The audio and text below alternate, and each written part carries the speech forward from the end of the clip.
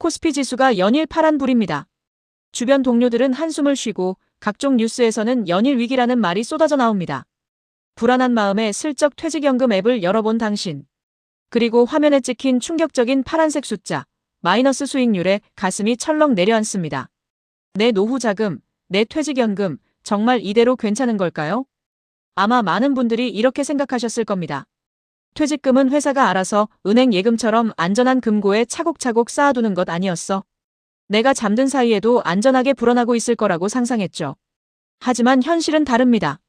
대부분 직장인의 퇴직연금은 우리가 매일 보는 주식 시장과 연동되어 아찔한 롤러코스터를 타고 있습니다. 나도 모르는 사이에 말이죠. 매일같이 쏟아지는 코스피 등락 뉴스. 이것을 그저 스쳐 지나가는 숫자로만 여기기 쉽습니다. 하지만 오늘 코스피의 작은 움직임과 수십 년 뒤 받게 될 당신의 노후 자금 사이에는 보이지 않는 연결고리가 있습니다. 이 고리를 이해하지 못하면 당신의 소중한 노후 자금의 크기는 나도 모르는 사이에 달라져 버립니다. 그렇다면 당신은 지금 어떤 배에 타고 있는지부터 알아야 합니다. 퇴직연금은 크게 두 가지, DB형과 DC형으로 나뉩니다.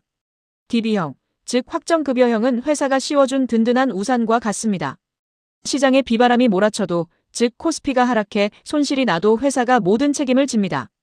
정해진 금액을 약속대로 받게 되는 안전지대인 셈이죠.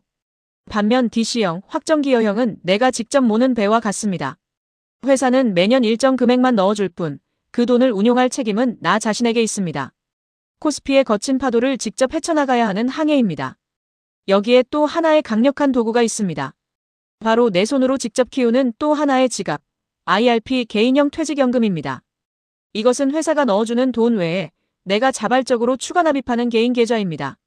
운용 방식은 DC형처럼 내 손으로 직접 굴리며 코스피 등락에 직접 노출됩니다. IRP가 강력한 이유는 바로 세액 공제 혜택이라는 비밀 무기 때문입니다. 마치 정부가 응원해주는 보너스와 같죠. 이것은 단순히 돈을 모으는 것을 넘어 나만의 은퇴 자산을 폭발적으로 키우는 쇼핑 카트가 될 수 있습니다. 자, 그럼 이 영상에서 가장 중요한 질문을 드리겠습니다. 당신은 어떤 타입입니까? 이것은 모든 퇴직연금 관리의 진짜 출발점입니다. 만약 당신이 DB형이라면 평온한 일상을 유지하셔도 좋습니다.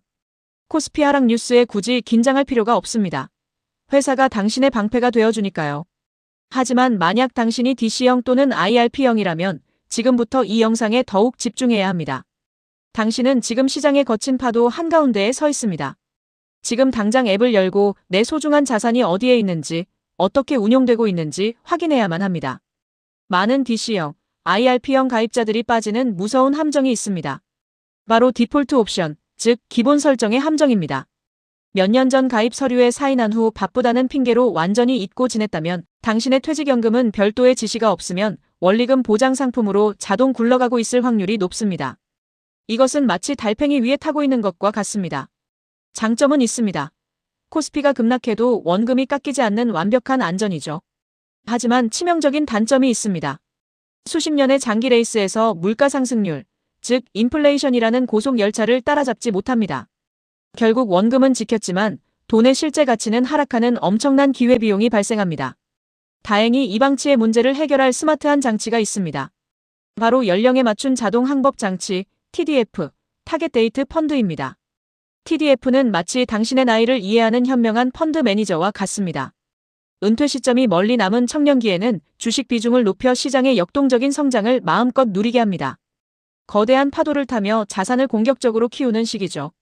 그리고 은퇴가 가까워지는 장년기가 되면 자동으로 채권 등 안전자산 비중을 높여줍니다. 거친 파도를 잠재우고 그동안 쌓아온 원금을 안전하게 지키는 단계로 전환하는 것입니다. 2023년부터 디폴트 옵션이 의무화되면서 ETDF가 기본 선택지에 포함되었습니다. 이제는 방치가 아닌 스마트한 자동 운용이 가능해진 셈입니다. 하지만 가장 큰 위험은 제도나 상품이 아니라 바로 우리 자신의 감정에 있습니다. 여기 가장 뼈아픈 실수를 한 박 씨의 이야기가 있습니다. 성남의 직장인 박 씨는 2022년 코스피 급락 시기에 마이너스 수익률을 보고 당황했습니다. 공포에 휩싸인 그는 퇴직연금 전액을 원리금 보장 상품으로 피신시켰습니다. 결과는 어땠을까요? 전형적인 저점 매도의 늪에 빠지고 말았습니다.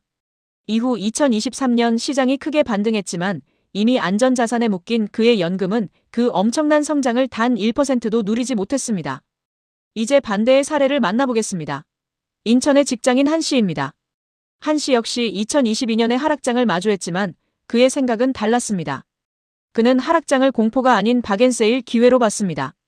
평소 비싸서 못 담았던 좋은 자산들을 저렴하게 주워 담을 수 있는 최고의 세일 기간이라고 생각한 것이죠. 그는 오히려 DC형 납입액을 늘렸습니다. 결과는 놀라웠습니다. 2023년 시장 반등 시 그의 계좌는 폭발적인 수익률로 돌아왔습니다. 같은 시장 상황, 다른 원칙이 완전히 다른 결과를 만든 것입니다.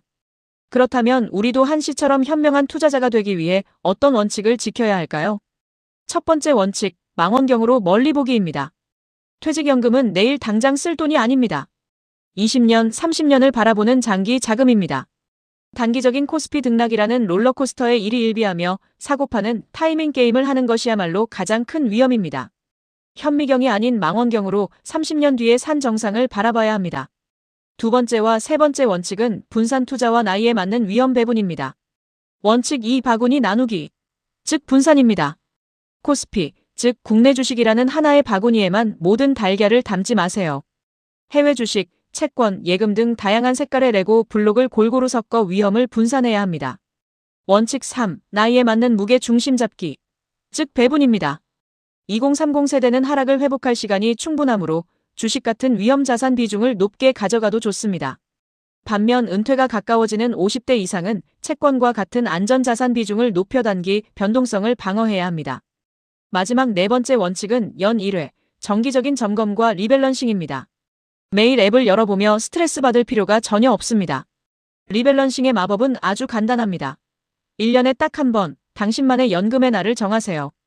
그날 계좌를 열어보고 처음 설정했던 주식과 채권의 목표 비중이 시장 상황에 따라 틀어졌다면 많이 오른 것을 일부 팔고 상대적으로 떨어진 것을 사서 원래의 수평 상태로 맞춰주면 됩니다. 이것만으로도 당신은 훌륭한 자산 관리자가 될 수 있습니다. 결국 퇴직연금 관리의 핵심은 시장의 소음에 반응하지 않는 뚝심입니다. 오늘 코스피 3% 급락. 이런 자극적인 뉴스에 당신의 소중한 포트폴리오를 뒤엎지 마세요. 코스피가 움직인다고 퇴직연금의 방향을 바꾸는 것이 아닙니다. 나의 은퇴 시점과 위험 성향에 맞춰 세운 원칙을 우직하게 지켜내는 것. 그것이 시장의 변덕을 이기는 가장 강력한 무기입니다. 정리하겠습니다. 코스피의 붉고 푸른 숫자가 바뀔 때마다 감정으로 반응하시겠습니까? 감정으로 굴린 연금은 결국 시장에 휘둘리지만 원칙을 뿌리내려 운용한 퇴직연금은 수십 년 후 흔들리지 않는 든든한 그늘이 되어 당신에게 돌아옵니다. 당신의 노후를 결정하는 것은 오늘의 뉴스가 아니라 바로 오늘 당신이 세우고 지켜나가는 원칙입니다.